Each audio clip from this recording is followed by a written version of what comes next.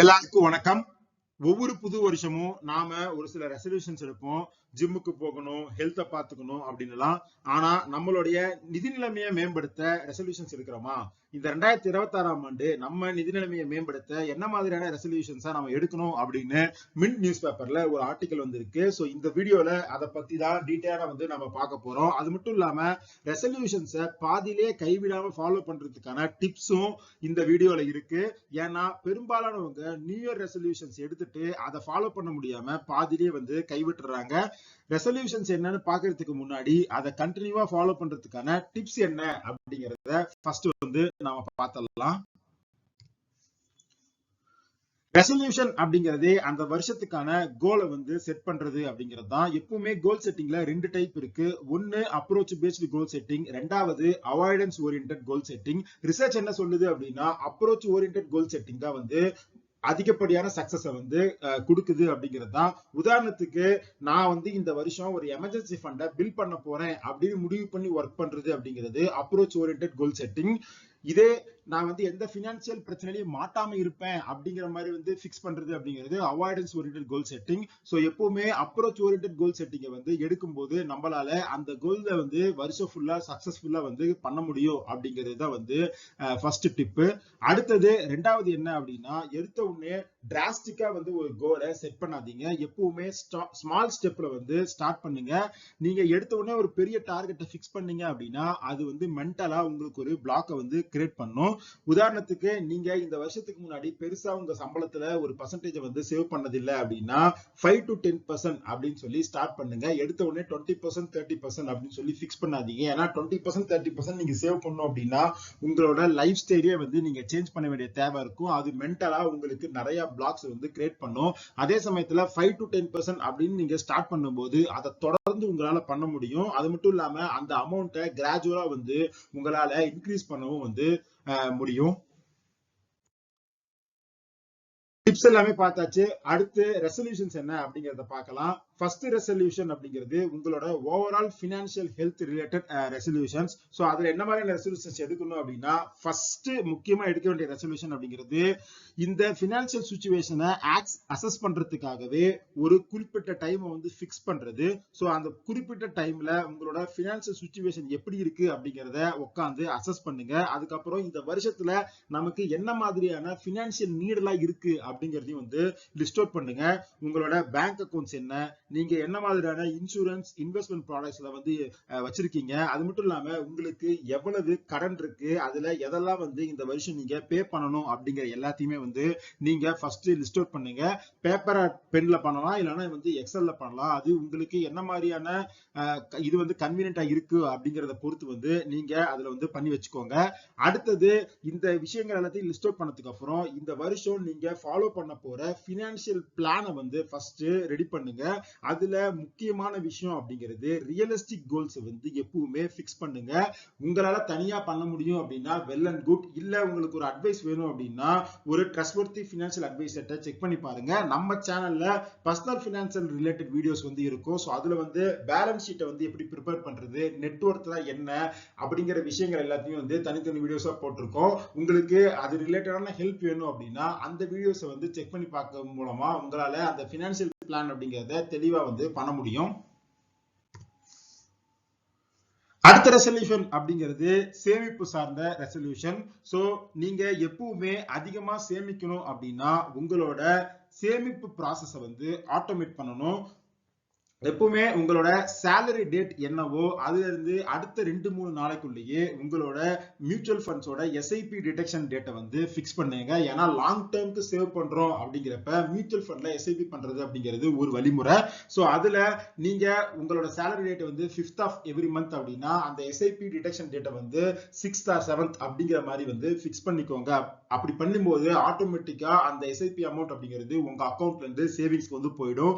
இல்ல நீங்க long டேர்ம்க்கு save பண்ணல, ஒரு ஷார்ட் டேர்ம்க்கு நீங்க சேவ் பண்றீங்க அப்படின்னா நீங்க எஃப்டி போட போறீங்கன்னா அது எஃப்டியா போடாம ரிகரிங் டெபாசிட்டா போடுறது மூலமா அதே மாதிரி மாசம் மாசம் ஒரு குறிப்பிட்ட தேதியில ஒரு குறிப்பிட்ட அமௌண்ட் அந்த ஆர்டிக்குள்ள போயிடும். சோ இந்த மாதிரி உங்களோட சேவிங்ஸ் ஆட்டோமேட் பண்ணிக்கோங்க. அதுக்கு நிறைய வழிமுறைகள் இருக்கு. சோ இந்த மாதிரி ஆட்டோமேட் பண்ணும்போது உங்களால கண்டிப்பா தொடர்ந்து சேவ் பண்ண முடியும். முடியும். அடுத்தது நீங்க போன வருஷத்துல இருந்தே இந்த மாதிரி வந்து எஸ்ஐபி பண்ணிட்டு இருக்கேன் அப்படின்னா இந்த வருஷம் நீங்க பண்ண வேண்டிய முக்கியமான விஷயம் அந்த எஸ்ஐபியை வந்து ஸ்டெப் அப் பண்றது.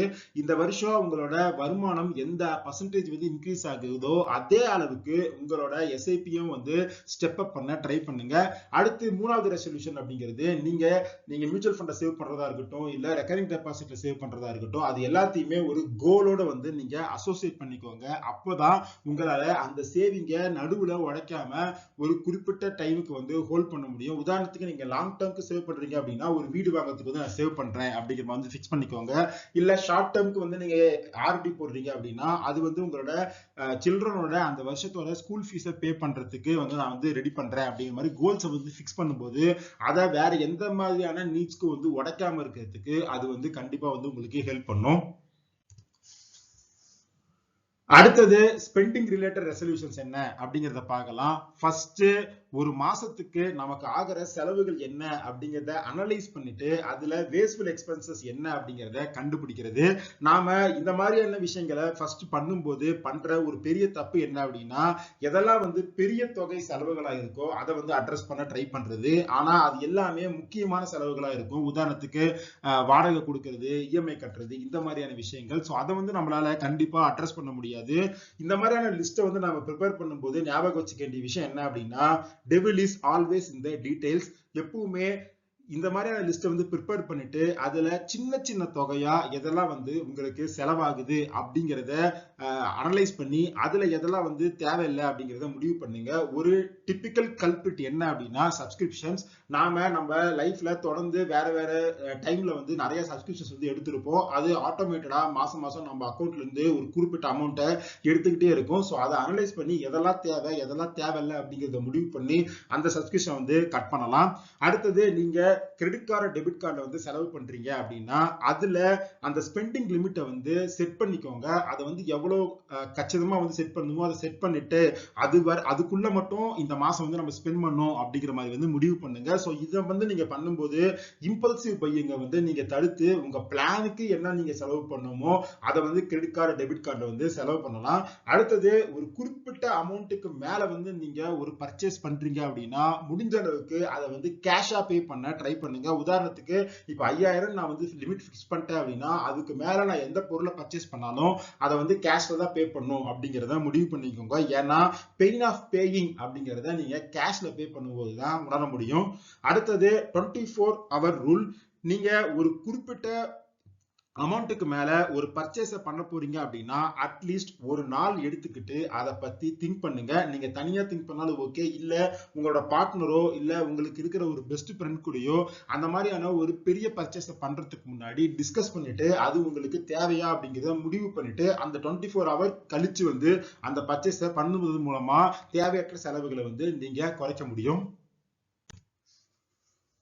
அடுத்தது கடன் குறித்து நீங்க இந்த வருஷம் எடுக்க வேண்டிய ரெசல்யூஷன்ஸ் என்ன அப்படிங்கறத பார்க்கலாம். ஃபர்ஸ்ட் உங்களுக்கு என்னெல்லாம் கடன் இருக்கு அப்படிங்கறத லிஸ்ட் அவுட் பண்ணுங்க. எதெல்லாம் வந்து லோ இன்ட்ரெஸ்ட் ரேட்ல இருக்கு, எதெல்லாம் வந்து ஹை இன்ட்ரெஸ்ட் ரேட்ல இருக்கு அப்படிங்கறத லிஸ்ட் அவுட் பண்ணுங்க. உதாரணத்துக்கு நீங்க வந்து தங்கம் இந்த மாதிரியான விஷயங்கள்ல வந்து கடன் வாங்கியிருக்கீங்க அப்படின்னா அது பெரும்பாலும் வந்து லோ இன்ட்ரெஸ்ட் ரேட்ல தான் இருக்கும். அதே சமயத்துல நீங்க கிரெடிட் கார்டுல வந்து வாங்கியிருக்கீங்க அப்படின்னா அது வந்து ஹை இன்ட்ரெஸ்ட் ரேட்ல இருக்கும். இதெல்லாம் வந்து லிஸ்ட் அவுட் பண்ணிட்டு ஃபர்ஸ்ட் எதெல்லாம் வந்து ஹை இன்ட்ரெஸ்ட் ரேட்ல வந்து இருக்கோ அது எல்லாத்தையுமே வந்து அடைக்கிறதுக்கு ஃபர்ஸ்ட் வந்து ட்ரை பண்ணுங்க. அது மட்டும் இல்லாம இந்த கிரெடிட் கார்டுல கடன் வாங்குறது அப்படிங்கிறது ஒரு ரிஸ்கான விஷயம். நீங்க ஏதாவது ஒரு பேமெண்ட் மிஸ் பண்ணிட்டீங்க அப்படின்னா அது உங்களோட சிபில் ஸ்கோர் வந்து பயங்கரமா பாதிக்கிறதுக்கான சான்ஸ் இருக்கு. ஸோ அதெல்லாம் வந்து ஃபர்ஸ்ட் அட்ரஸ் பண்றதுக்கு வந்து ஒர்க் பண்ணி வச்சுக்கோங்க. அதே மாதிரி இந்த வருஷத்துல உங்களுக்கு ஏதாவது போனஸோ இல்ல வேற ஏதாவது ஒரு பெரிய ஃபண்ட் கிடைக்குது அப்படின்னா நீங்க ஆல்ரெடி இஎம்ஐ பே பண்ணிட்டு இருக்க கடன்ல ஒன் டைம் பேமெண்டா பண்ணி அதை எந்த அளவுக்கு வந்து அடைக்க முடியுமோ அதை வந்து அடைக்க ட்ரை பண்ணுங்க. ஏன்னா இப்போ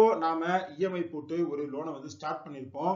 ஆனா ஒரு பாயிண்ட் ஆஃப் டைமுக்கு அப்புறம் எஜுகேஷனல் அண்ட் மெடிக்கல் இன்ஃப்ளேஷன் வந்து அதிகமாயிட்டே இருக்கிறதுனால நம்ம குழந்தைங்க வளர்ந்ததுக்கு அப்புறம் நம்ம அப்பா அம்மா வந்து வயசானதுக்கு அப்புறம் எந்த இஎம்ஐயும் இல்லாம இருக்கிறது அப்படிங்கிறது ஒரு பெரிய நல்ல விஷயமா இருக்கும். நம்மளோட financial health and mental health வந்து அது கண்டிப்பா பாதுகாக்கும். ஸோ ஒரு 20 வருஷத்துக்கு ஒரு லோனுக்கு இஎம்ஐ போட்டிருக்கீங்க அப்படின்னா அதை முடிஞ்ச அளவுக்கு எவ்வளவு சீக்கிரம் க்ளோஸ் பண்ண முடியுமோ அதை க்ளோஸ் பண்றதுக்கான ஒன் டைம் பேமெண்ட்டை இந்த வருஷமும் பண்ணணும் அப்படிங்கிறதையும் வந்து ஃபிக்ஸ் பண்ணிக்கோங்க. அடுத்தது லைஃப் ஸ்டைலாவே முடிஞ்ச அளவுக்கு கடன் இல்லாத ஒரு வாழ்க்கை முறையை வாழ்றதுக்கு ட்ரை பண்றதுக்கான ரெசல்யூஷன் ரெசல்யூஷன்ஸ் வந்து எடுங்க. சோ இதெல்லாம் தான் கடன் ரிலேட்டடா இந்த வருஷம் நாம எடுக்க வேண்டிய ரெசல்யூஷன்ஸ். அடுத்தது கடைசியா இன்வெஸ்ட்மெண்ட் ரிலேட்டடா என்ன மாதிரியான ரெசல்யூஷன்ஸ் வந்து எடுக்கணும் அப்படிங்கிற மாதிரி வந்து சொல்லியிருக்காங்க.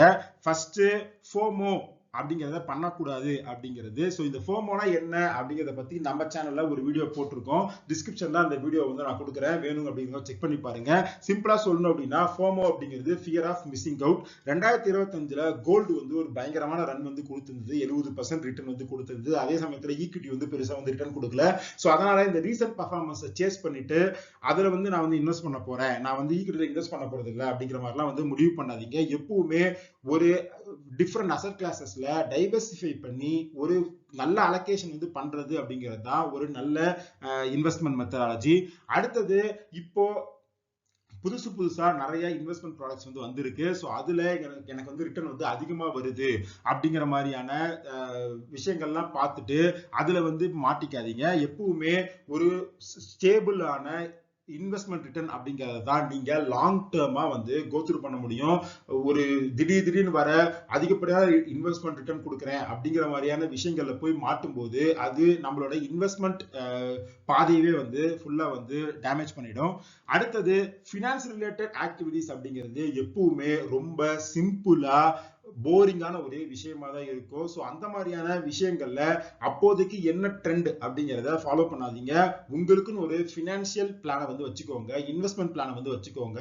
என்ன நடந்தாலும் அந்த இன்வெஸ்ட்மெண்ட் பிளான்ல வந்து ஸ்டிக் பண்ணிருங்க. ஸோ இதெல்லாம் தான் இந்த இன்வெஸ்ட்மெண்ட் ரிலேட்டடா இந்த வருஷம் நாம எடுக்க வேண்டிய ரெசல்யூஷன்ஸா வந்து இந்த ஆர்டிகல்ல சொல்லியிருக்காங்க. ஸோ அவ்வளவுதான். ஸோ இதெல்லாம் தான் ஃபினான்சியல் ரிலேட்டடா இந்த வருஷம் நாம எடுக்க வேண்டிய ரெசல்யூஷன்ஸ். இந்த ரெசல்யூஷன்ஸை எடுத்து ஃபாலோ பண்றதன் மூலம் 2025 விட 2026ல நம்மளோட ஃபினான்சியல் ஹெல்த் வந்து நல்லா இருக்கும் அப்படின்னு நான் நினைக்கிறேன். சோ இந்த வீடியோ உங்களுக்கு பிடிச்சிருந்தா இந்த வீடியோ லைக் பண்ணுங்க, நம்ம சேனலை சப்ஸ்கிரைப் பண்ணுங்க. இந்த வீடியோல நம்ம சொன்ன டிப்ஸை வந்து ஃபாலோ பண்றதுல ஏதாவது ஹர்டில்ஸ் இருக்கு அப்படின்னா அதை கமெண்ட்ஸ்ல போடுங்க. ஸோ அதுல பிராக்டிக்கலா வந்து என்ன மாதிரியான விஷயங்களை வந்து நம்ம வந்து ட்ரை பண்ணி பார்க்கலாம் அப்படிங்கறத வந்து நாம வந்து டிஸ்கஸ் பண்ணலாம். இதே மாதிரி இன்னொரு வீடியோல உங்களை மீட் பண்றேன். அது வரைக்கும் நன்றி, வணக்கம்.